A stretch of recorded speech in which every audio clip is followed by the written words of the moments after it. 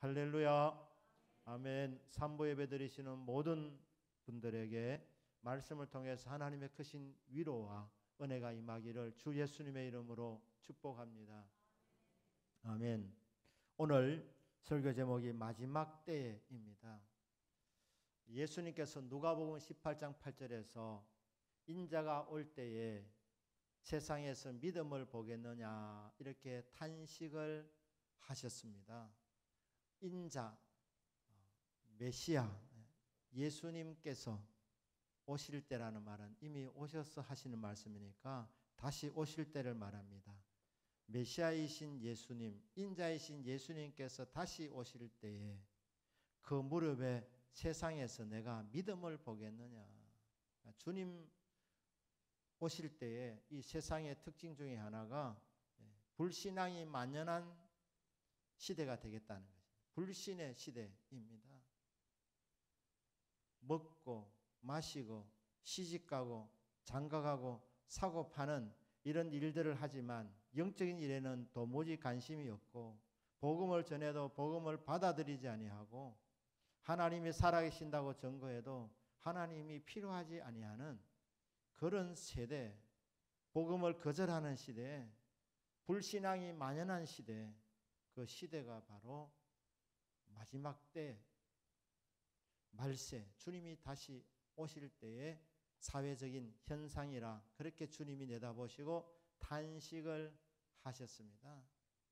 그런데 이렇게 불신의 시대 가운데에 슬픈 일만 있는 것이 아니고 안타까운 일만 있는 것이 아니라 이 말세를 살아가도록 하나님께서 귀한 선물을 성도들에게 주십니다.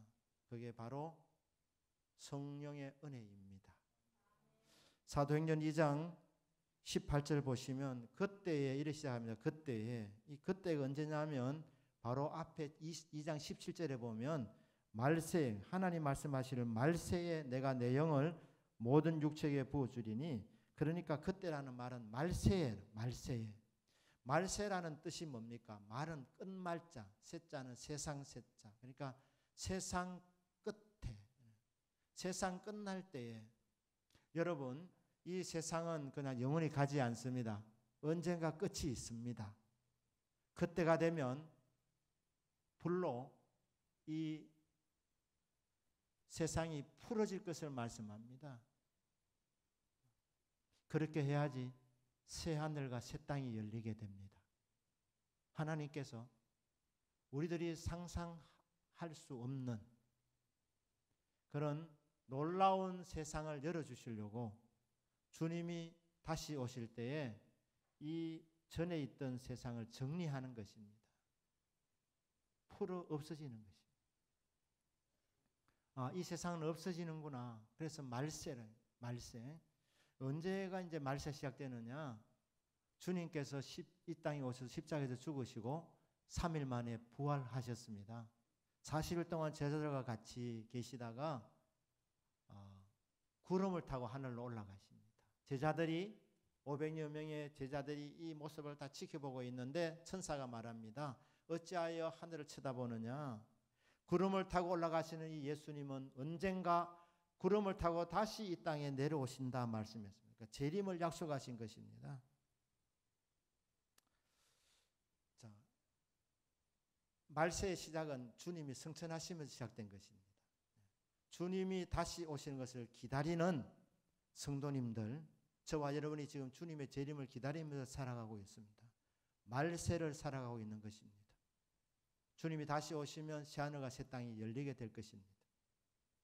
그런데 이 말세를 살아갈 수 있도록 하나님께서 이제 선물을 주신다는 거예요. 근데 저와 여러분들이 이제 말세가 2000년 전에 시작됐으니까 2000년 전이니까 언제 다시 오실지, 뭐 3000년 후에 오실지 4000년 후에 오실지 우리가 모르지 않습니까? 3000년, 4000년 이러면 또 느슨해지니까, 그래서 우리에게 경각심을 가지도록 주님 오시는 징조들을 보면서 주님 오실 때가 심히 가깝다.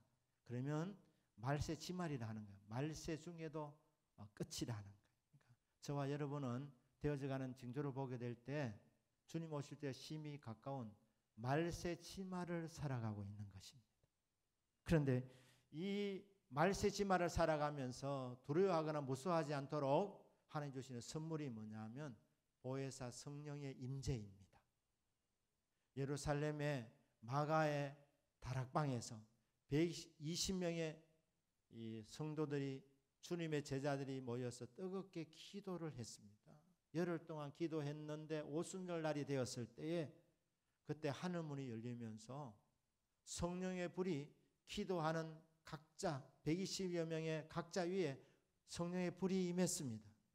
그리고 그 성령이 기도하는 사람들 심령 속에 들어오셔서 각 나라 말로 이렇게 방언을 하게 됩니다. 그러면서 오순절 성령의 역사가 시작된 것입니다.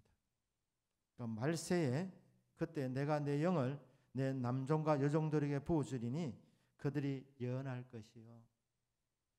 말세의 시대를 예수님이 탄식하신 것을 요약하면 불신의 시대입니다. 불신 시대. 안 믿는 사람들이 더 많아질 겁니다. 불신의 시대입니다. 그러나 동시에 은혜의 시대, 성령의 시대입니다. 아멘이십니까? 이 성령의 시대가 마가 다락방에서 시작되었습니다. 저와 여러분들은 특별한 복을 받은 사람들입니다. 이 불신이 만연한 시대에 천에 하나 만에 하나 선택함을 받고 주일날 다른 데 놀러 가지 않고 예배드리는 이 장소를 사모하며 교회당에 와서 혹은 각자의 처소를 예배 처소로 삼아서 주님 바라보니 이것이 특별한 은혜요 복이라는 말씀입니다. 아무나 이런 복을 받지 못합니다. 그런데 이렇게 예배하는 곳에 하나님께서 성령을 부어주시는 겁니다. 젊은 사람들은 성령을 받아서 비전과 환상을 보게 되고 나이 드신 분들은 믿음으로 꿈을 꾸게 되고 어린 아이들은 예언을 하게 되고 남종과 여종들에게는 성령을 부어주셔서 예언하게 될 것이다. 구약 시대에는 남종이나 여종은 예언을 할 수가 없었습니다. 그러나 새로운 시대가 열리는데 이 성령의 시대, 은혜의 시대는 누구나 성령을 받아서 장래를 말할 수 있다. 하나님의 말씀을 선포하고 가르칠 수 있다. 이런 시대가 되었습니다. 남녀노소 빈부귀천 차별이 없습니다. 누구나 예수 그리스도를 구주로 믿으면 하나님의 자녀가 되고 구원받습니다. 성령을 선물로 받습니다. 성령의 시대가 된 것입니다.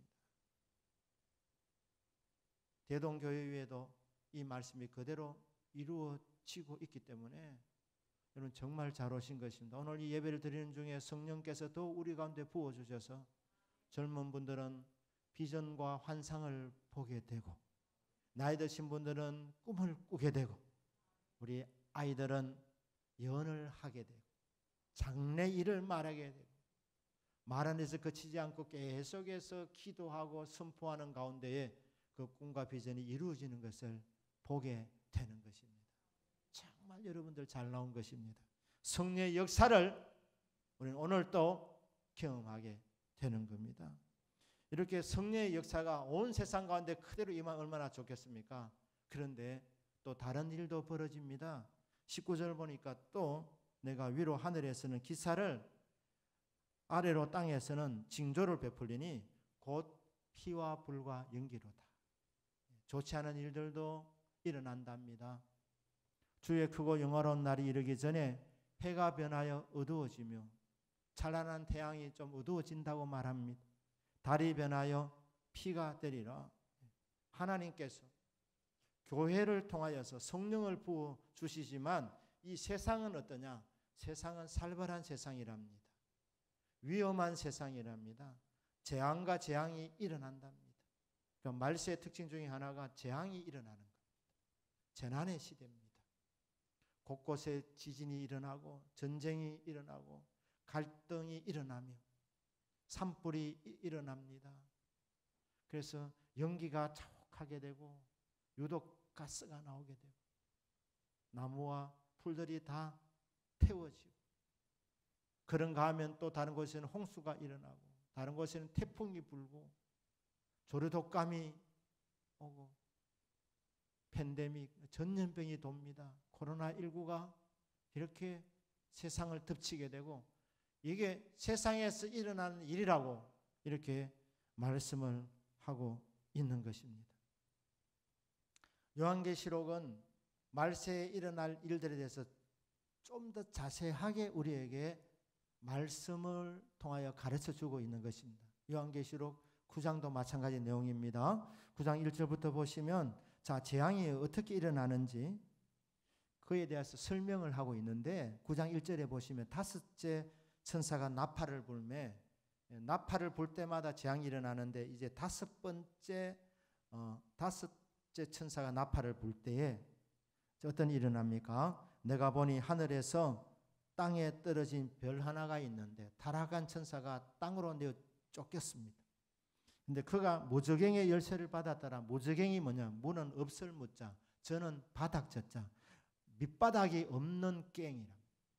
밑바닥이 없는 그런 이제 웅덩이 혹은 홀. 이 무저갱의 열쇠를 받았더라. 그가 무저갱을 여니, 이 받은 열쇠를 갖고 무저갱을 여는데, 이 무저갱은 장차 마귀가 들어갈 곳입니다. 타락한 천사들이 거처하는 곳입니다. 이 열쇠를 여니까 그 안에 있던 이 타락한 천사들이 올라오는 거예요. 그 구멍에서 큰 화덕의 연기 같은 연기가 올라오며, 해가 안 그래도 어두워졌는데 해와 공기가 그 구멍의 연기로 말미암아 어두워지며, 3절에 보니까 또 황충이 연기 가운데로부터 땅 위에 나오며 그들이 땅에 있는 정갈의 권세와 같은 권세를 받았더라. 황충이 올라온다는 거예요. 황충. 이 황충은 한문이고 우리나라 말로 번역하면 메뚜기입니다. 메뚜기. 그러니까 이 밑바닥에서, 바닥이 없는 이 무저갱에서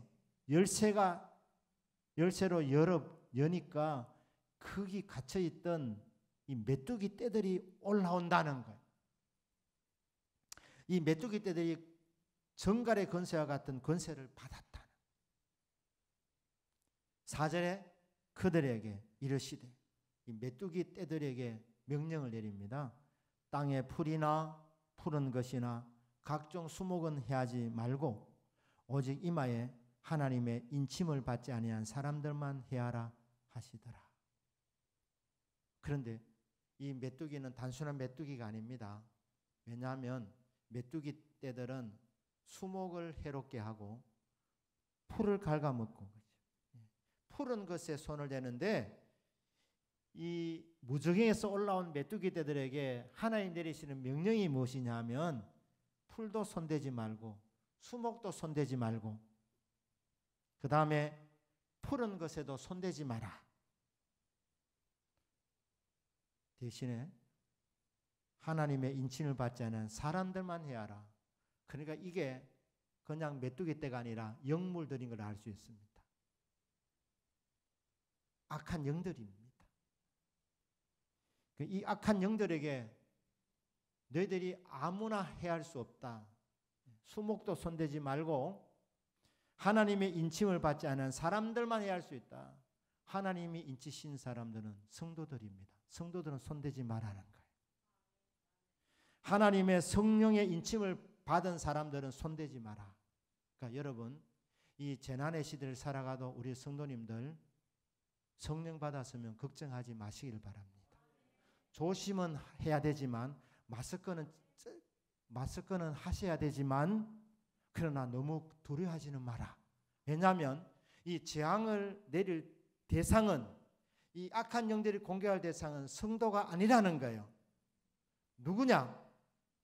하나님의 인침을 받지 않은 사람들만 해하라고 하신 거예요. 믿으십니까?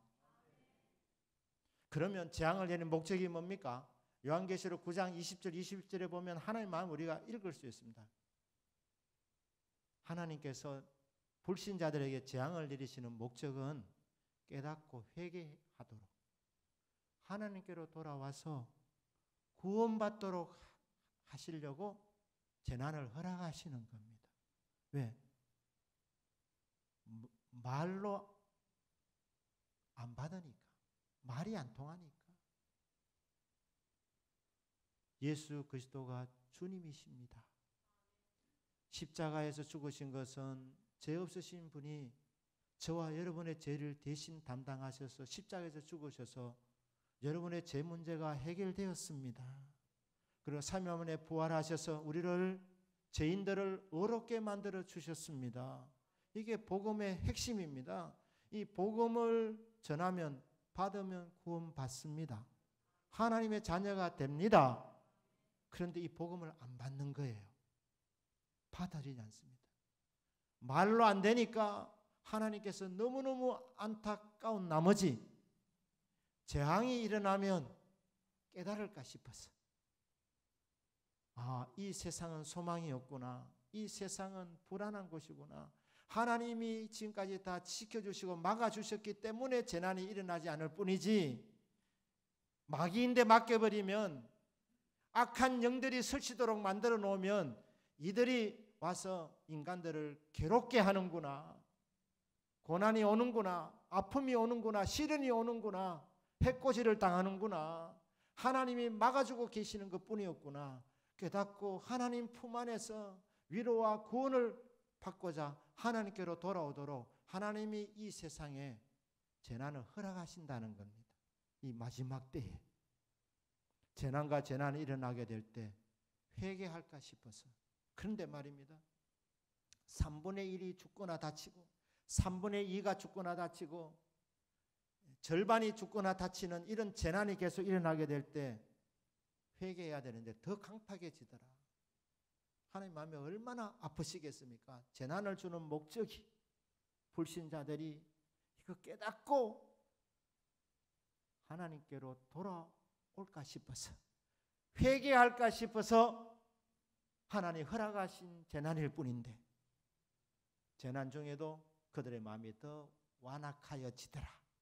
이것이 요한계시록 9장에 나와 있는 내용입니다. 참 이게 세상의 모습 아닙니까? 이 불신 시대에 복음을 전해서 안 받으면 결국 재난을 통해서라도 하나님이 돌아오고 외치는 것입니다. 저와 여러분은 복받은 사람들입니다. 이미 회개했기 때문에 예수 그리스도를 구주로 마음에 모셨기 때문에 구원받고 하나님의 자녀가 되었습니다. 성령을 선물로 받았습니다. 그래서 우리는 기본적으로 이 마귀가 장난치는 이 장난, 이 해코지 하는데 우리는 상관이 없는 사람들입니다.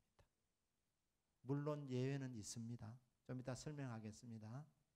하지만 기본적으로 성도는 이런 재난과 상관이 없습니다. 왜? 회개케 하기 위해서 주신 재난인데 우리는 이미 회개한 사람들인데 재난을 받을 이유가 없는 사람들입니다. 그래서 하나님께서 이 황충들에게 메뚜기 떼들에게 이 영적인 존재들에게 말하면 너희들이 해코지 해라. 하지만 하나님의 인칭을 받지 않는 사람들만 공격해라. 이렇게 말씀을 하고 있는 것입니다. 이번에 이 코로나19 사태를 보게 되면서 사람들이 참 어디나 갈 수 있는 것이 하나님의 은혜였다는 것을 우리가 지금 알고 있지 않습니까? 이제는 가고 싶어도 못 갑니다. 미국에서 지금 델타 변이 바이러스 때문에 델타 변이로 인해 가지고 이런 조치를 내릴 거라는 그런 뉴스를 접한 적이 있습니다. 그게 뭐냐면 앞으로 미국에 오려면 백신 맞은 사람만 올 수 있도록. 그러니까 여러분 이 백신을 맞은 것이 전 세계로 다닐 수 있는 이게 그 출입증과 같은 거예요. 아직 발표는 아직 안 했습니다. 근데 그렇게 발표할 가능성도 상당히 있다고 봅니다. 근데 알고 보면 여러분 성령 받은 저와 여러분 어디든지 갈 수 있습니다. 왜냐하면 재난이 곳곳에 일어나도 재난을 당할 사람들은 하나님의 인을 맞지 아니하는 사람들이기 때문에 우리들이 타겟이 아니라 이 말입니다. 그렇습니다. 지금 이 시대는 불신의 시대이고 성령의 시대이고 그리고 재난이 일어나는 시대입니다. 아울러서 요한계시록 사도행전 2장 21절 말씀, 누구든지 주의 이름을 부르는 자는 구원을 받으리라. 재난과 재난이 일어나지만 아직도 희망이 있는 시대입니다. 구원의 시대입니다. 보라, 지금은 구원의 날이요 지금은 은혜 받을 만한 때다. 아직 구원의 문이 닫히지는 않았습니다. 여러 가지 어려운 일들이 일어나지만 처처에 기근과 지진이 발생하고 있지만 구원의 문이 닫혀 있지는 않습니다.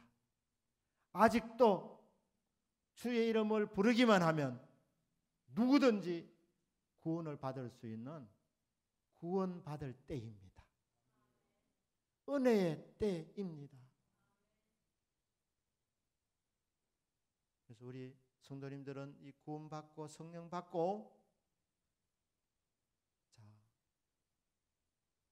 재난으로도 깨닫지 못하니까 우리는 그들에게 찾아가야 되는 거예요. 가서 복음을 전해야 되는 사명받은 사람들이 바로 저와 여러분들입니다. 우리는 어디든지 갈 수 있습니다. 재난의 영향을 받지 않습니다. 좀 이해가 될까 싶어서 한 가지 예를 들겠습니다. 마스자키 소도이코라는 목사님, 사막의 샘물이라는 책에서 간정적으로 그렇게 자신의 이야기를 소개하고 있는데, 예수님 안 믿는 집안에서, 절간을 세운 집안에서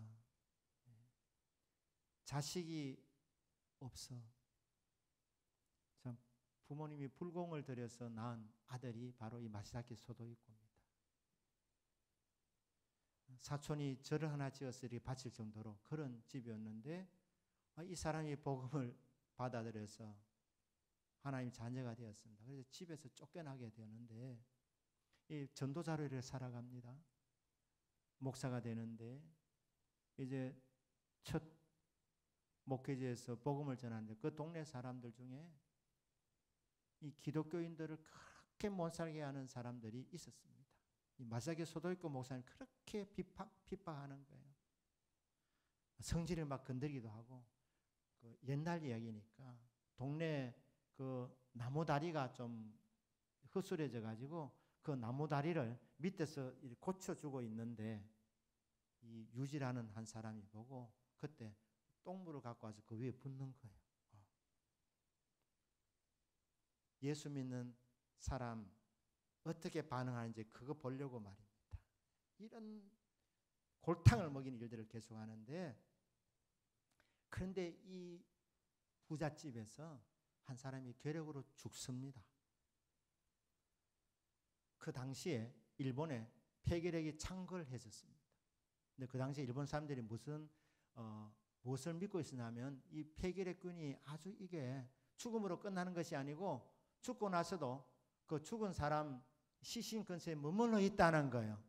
그래서 그 장례식에 참석하면 폐결핵에 걸린다, 이래 믿은 거예요, 일본 사람들이. 그러니까 장례식에 사람이 잘 안 오는 겁니다. 심지어 가족도 장례를 잘 안 하려고 하는 거예요. 자, 이래 그 유지지만 마시자키 소도이코 목사님 그렇게 못살게 굴었던 이 집안에서 폐결핵으로 집안 한 사람이 죽었을 때 장례를 지내려고 하니까 겁나는 거예요. 폐결핵에 걸릴까 싶어서. 그래서 사람을 보내가지고 마시자키 소도이코 목사님에게 대신 장례를 좀 지내줄 수 없겠습니까? 이렇게 한 거예요. 안 믿는 사람들 참 뻔지도 참 좋습니다.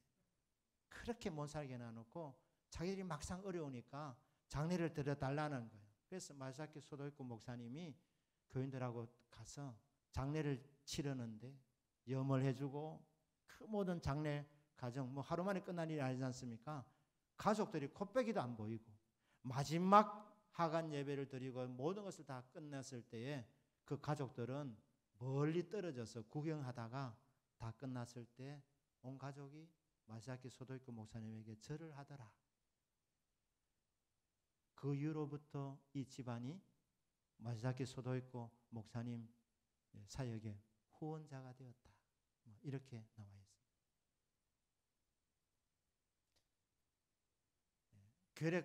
결핵으로 죽은 사람들 곁에 가면 결핵 걸린다. 그거는 과학적이지는 않을 겁니다. 그런데 무서워할 수는 있습니다. 그러나 성도는 두려워하지 않습니다. 가는 거예요. 전도하려고. 그 집안에 복음을 전하려고 무서워하지 않고 가는 겁니다. 안 걸립니다. 걸려도 잘 안 죽습니다. 여러분, 예수 믿는 사람들 병 잘 안 걸립니다. 걸려도 잘 낫습니다. 아멘입니다. 그런데 만에 하나 죽어도 상관없습니다. 죽으면 천국 가지 않습니까? 그러니까 내세 문제가 해결되어 있는데 팬데믹 때문에 못 간다. 우린 가는 거예요. 왜? 영양 안 받을 줄 믿고 가는 거예요. 그리고 영양 받아도 안 죽을 줄 믿고 가는 거예요. 그리고 죽으면 천국 가니까 복음 전하다 죽으면 이게 순교 아닙니까? 그러니까 하나님께서 특별하게 순교의 은혜까지 주시나 안 그러면 안 죽을 거니까. 원래 이 재난의 목표물이 하나님의 인을 받지 않은 사람들이 바로 목표물들이니까 성령 받은 저와 여러분은 권능 받은 사람들입니다. 권능 받아서 땅 끝까지 이르러 내 증인이 되라고 하나님이 권능 주셔서 보내는 것. 그래서 하나님 명령하신 거예요. 이 메뚜기 떼들에게 하나님의 성령 받은 사람들은 건드리지 마라. 손대지 말고 하나님의 인을 받지 않은 사람들만 해코지해라. 이 하나님의 명령입니다. 그렇기 때문에 우리 성도님들은 안전하다는 이 위험한 세상 속에 살지만 어디는 가고 어디는 못 가고 제가 말씀드렸습니다. 조심은 하지만 마스크는 해야 되겠지만 그러나 두려워하지는 말기를 바랍니다. 무서워하지는 말기를 바랍니다. 조심 안 하다가 걸릴 수는 있지만 그러나 성령을 받은 사람은 근본적으로 잘 영향받지 않는다. 그래서 찾아가는 거예요. 우리나라도 선교사님들이 오셔서 사역을 할 때 100여 년 전에 정말 가난한 나라 아니었습니까? 무슨 위생 시설이 형편없지 않습니까? 제가 시골에 1970년대 이때만 해도 시골에 가면 화장실 가기가 겁났습니다. 대구의 화장실하고 시골의 화장실은 너무너무 달랐습니다. 이제 설명 안 해도 다 아시지 않습니까? 참 위생적으로 참 문제가 많지 않습니까?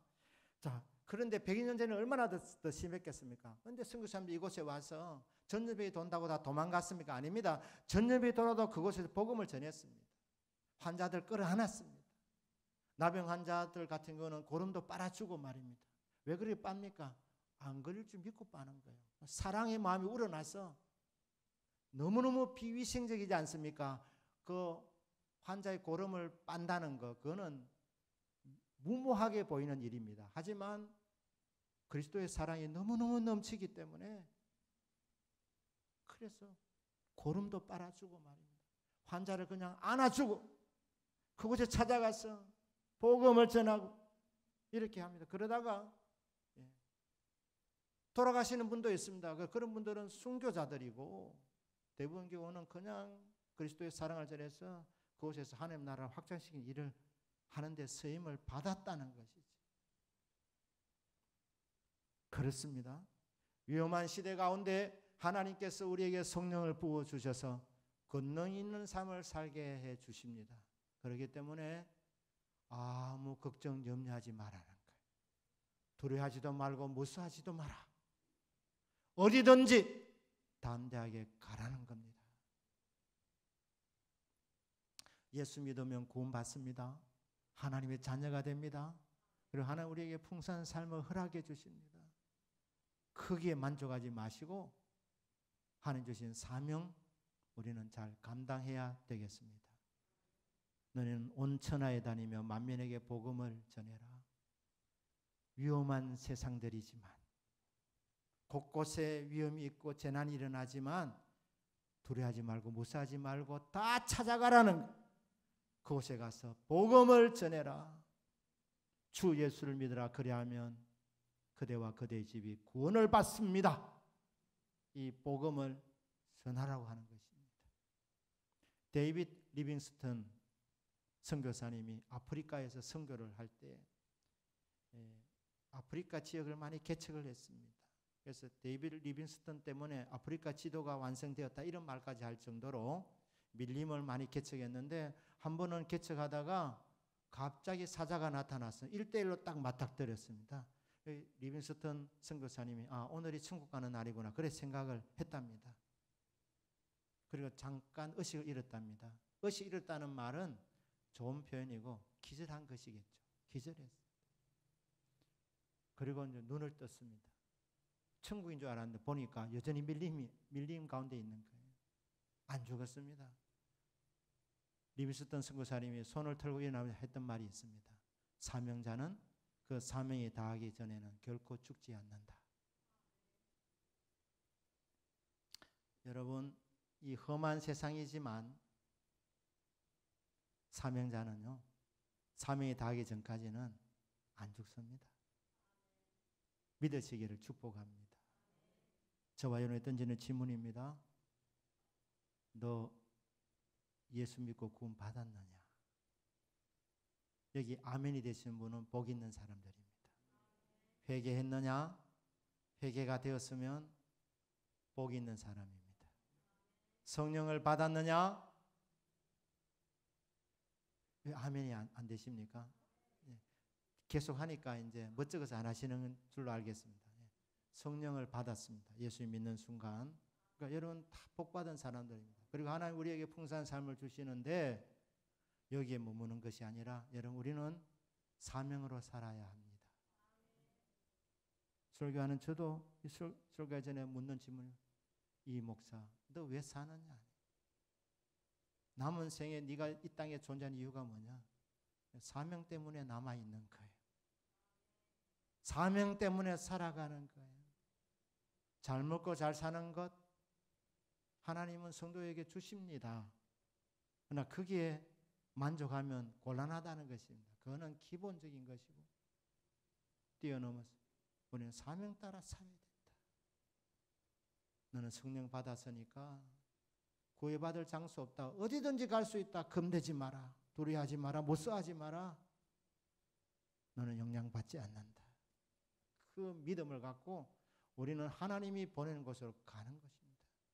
우리 성도님들의 직장이 선교지가 되기를 축복합니다.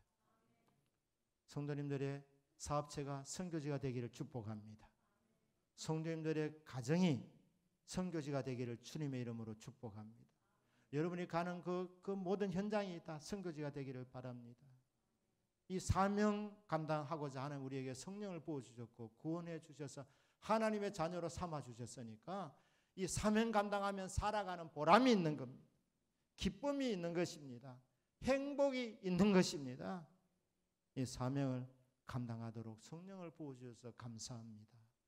남은 생에 주님 주신 사명 땅 끝까지 이르러 내 정이 되라는 이 말씀 순종하여 주님이 가라는 곳에 어디든지 가겠습니다. 순종하는 저와 여러분의 믿음이 되기를 주 예수님의 이름으로 축복합니다. 아멘. 기도하겠습니다.